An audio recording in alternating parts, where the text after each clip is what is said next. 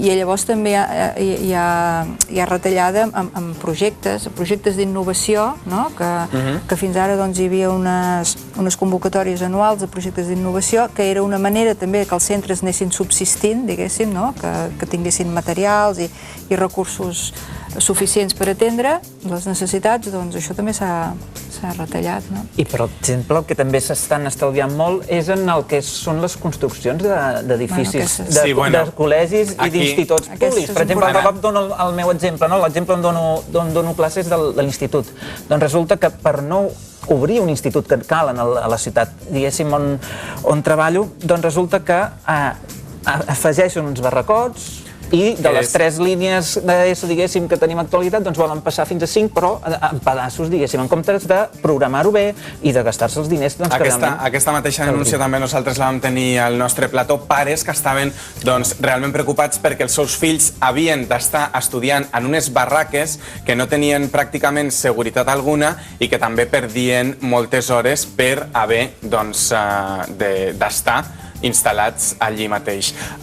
Si vostès poguessin i tinguessin l'oportunitat de parlar amb el conseller d'Educació, Ernest Maragall, en el seu cas, Emili, què li diria?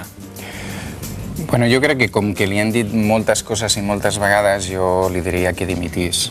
Sí? Sí, sincerament. Vostè creu que hauria de dimitir? Jo crec que sí, que hauria de dimitir. No està fent bé la seva feina. Roser? Sí, entre altres coses, també per afegir un altre element, aquesta manca d'inversió general, perquè en lloc d'anar a més, anem a menys, quan tots reclamem el 6% d'inversió, igual que els països europeus del nostre entorn.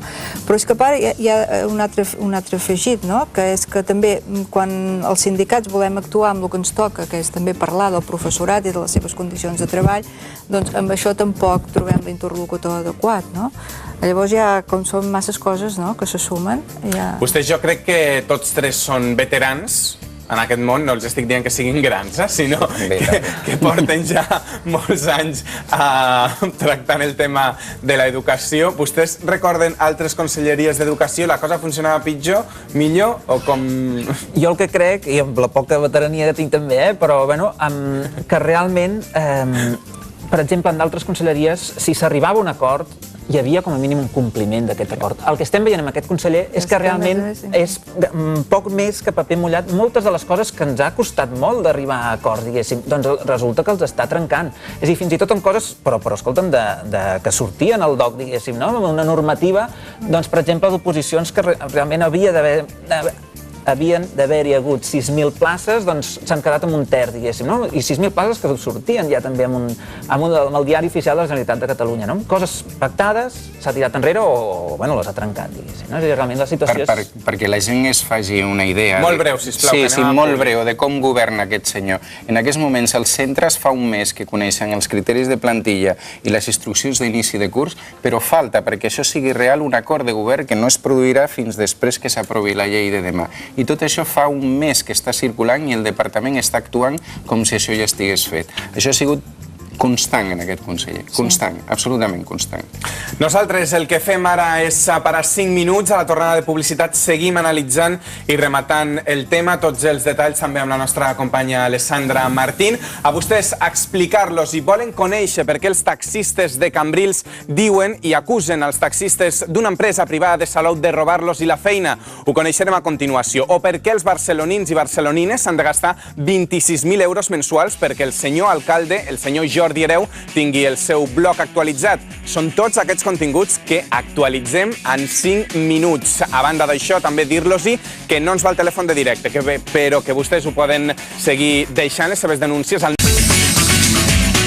Seguim en directe amb tots vostès, pràcticament passen uns minuts de 2:45 de la nit des d'ara i fins les 10 encara ens queden molts temes per analitzar. Recordin, avui estàvem desmuntant una mica i coneixent en profunditat la problemàtica de l'educació que s'està vivint a dia d'avui a casa nostra. Alessandra Martín, també tenim més detalls que vols aportar. Sí, la LEC durarà 20 anys, tal com preveu el conseller Ernest Maragall.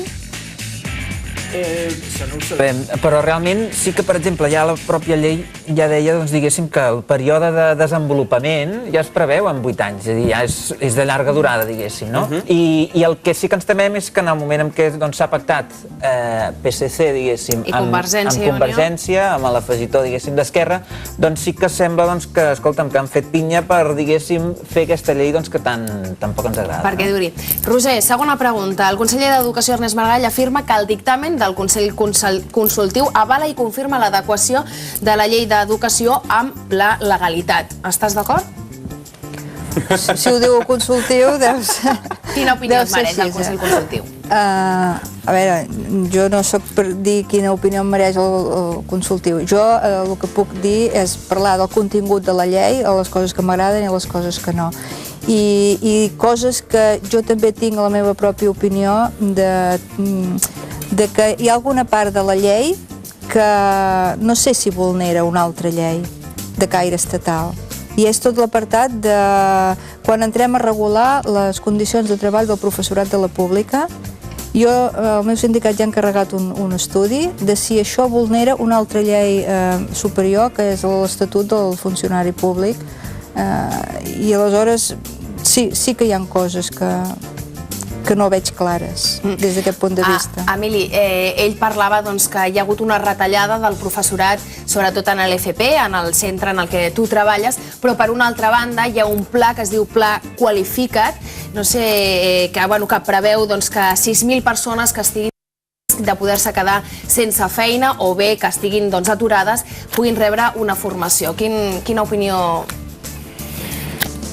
Pues no sé, perquè no sé com ho portaran a terme. De fet, el que nosaltres veiem en l'ensenyament reglat no va en aquest camí, i és una mica el que us dèiem abans. És a dir, pensem que hi ha una retallada d'aproximadament 1.500 persones que eren les que justament, o professors i professores que eren els que justament es necessitaven per a l'augment vegetatiu d'alumnes, i això s'està retallant, i justament una de les... I d'aquí la contradicció. És a dir, un dels aspectes on més s'està retallant és en la formació professional, que s'està tendint a que els grups d'alumnes siguin cada vegada més nombrosos, a que les pràctiques no siguin en grups separats, que provocarà o que s'està tendint a que una part de l'alumnat faci l'ensenyament a distància i no ensenyament presencial, que també és una línia d'aquesta conselleria. Llavors, és probable que hi hagi un gran projecte per 6.000 persones i me n'alegro moltíssim.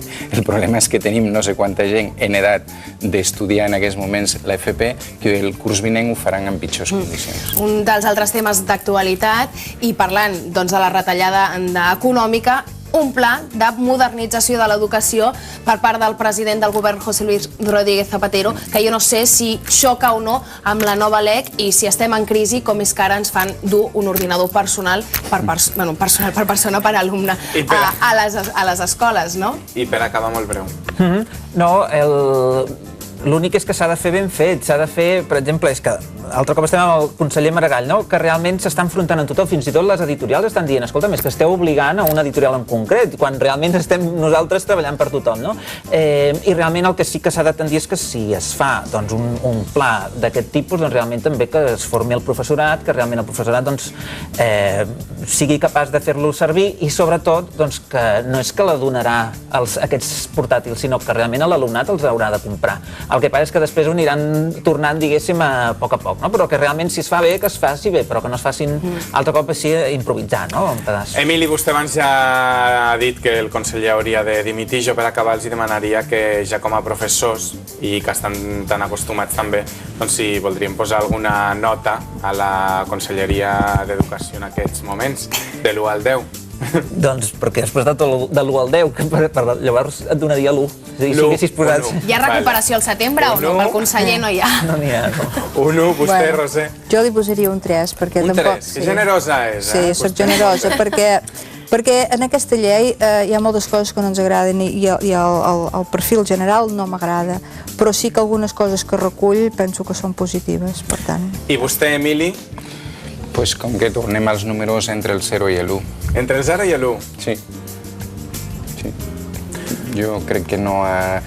que no ha tingut capacitat, que un conseller que porta una llei sense haver sigut capaç de pactar ni una coma ni un punt amb cap dels 5 sindicats, que ha tingut enfrontada la comunitat educativa i que ens arriba